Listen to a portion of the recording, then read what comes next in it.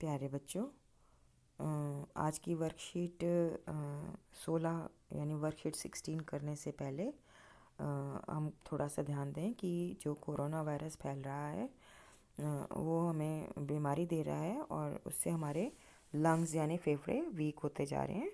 तो इस वजह से आपने ध्यान रखना है कि कोरोना वायरस आपके शरीर में ना आए। तो समय समय पर आप साबुन से हाथ धोएंगे। Wash your hands with soap and you should wear a mask. ठीक है बेटा। Now we will start with the worksheet 16। तो ये डेट है 25 नवंबर। तो नया चैप्टर है लाइट, शैडो एंड रिफ्लेक्शंस। ये अपनी बुक में से आप पढ़ेंगे। ठीक है। तो आपको पता है कि जब लाइट चली जाती है, एब्सेंस ऑफ इलेक्ट्रिसिटी, तो you can't read the book in the night. तो in the absence of light we can't even see anything, क्योंकि दो हमारे आइज़ तो हैं, तो लेकिन लाइट के बिना हम कुछ नहीं कर सकते। तो bulb is the source of light in the room. तो in the same way sun is another familiar object that gives its own light. तो during day its light allow us to see objects. तो हम sunlight की वजह से ही objects देख पाते हैं। और जब नाइट हो जाती है तो we use bulb, tubelight switch on करते हैं, उसमें इलेक्ट्रिसिटी फ्लो करती है जिससे हम ऑब्जेक्ट्स को देख पाते हैं।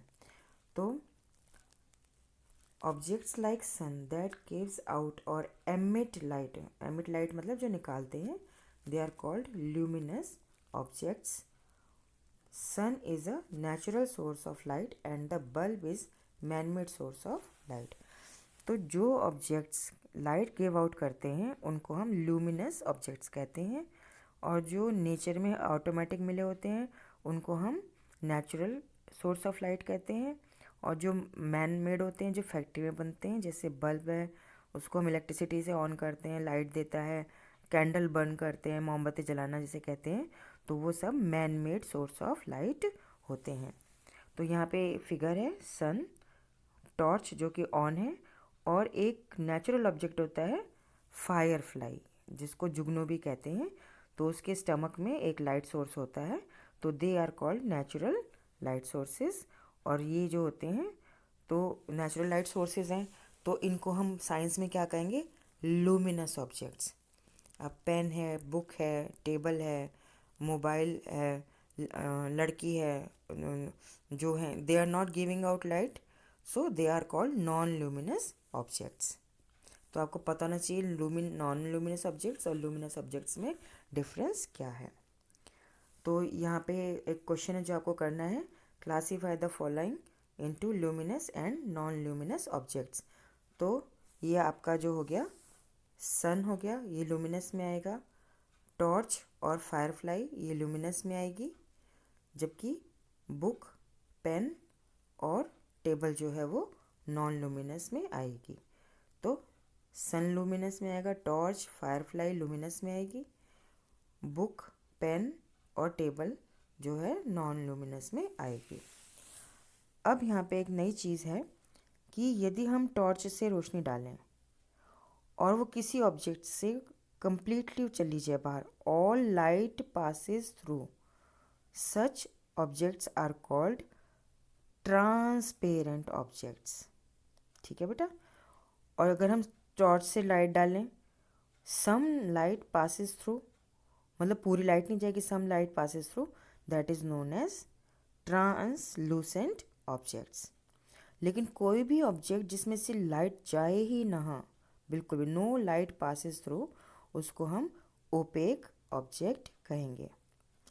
तो मैंने एक हिंदी में भी वीडियो भेजा हुआ है, उसको आप देखिएगा।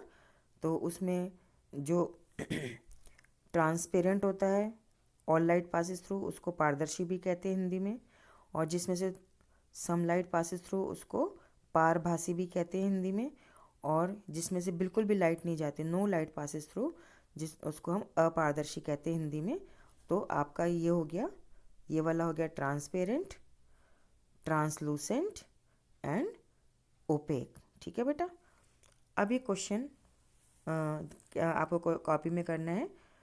फ्रॉम द गिवन ऑब्जेक्ट्स और materials circle the opaque object with red colour translucent object with blue colour and transparent objects with green colour.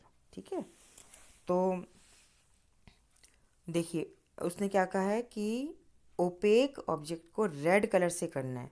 तो मेरे पास रेड पेन है, तो ओपेक के लिए, ओपेक मतलब नो लाइट पासिस थ्रू। ठीक है, तो पीस ऑफ रॉक, बुक और वॉल, ये आपका हो गया ओपेक। ठीक है बेटा, अब मैं कलर चेंज करती हूँ। अब मैं करती हूँ ब्लू कलर। ब्लू कलर से कौन से ऑब्जेक्ट करने हैं? ट्रांसलूसेंट। तो ट्रांसलूसेंट में तो सिर्फ बटर पेपर आएगा। ठीक है बेटा। अच्छा, फिर उसने क्या किया है, ट्रांसपेरेंट हमें ग्रीन कलर से करने हैं। तो ट्रांसपेरेंट के लिए ग्रीन कलर करते हैं अब हम। तो ट्रांसपेरेंट में एयर आ जाएगी और पॉलीथीन आ जाएगा, प्लेन ग्लास आ जाएगा और स्पेक्टिकल्स मतलब चश्मा आ जाएगा। ठीक है बेटा।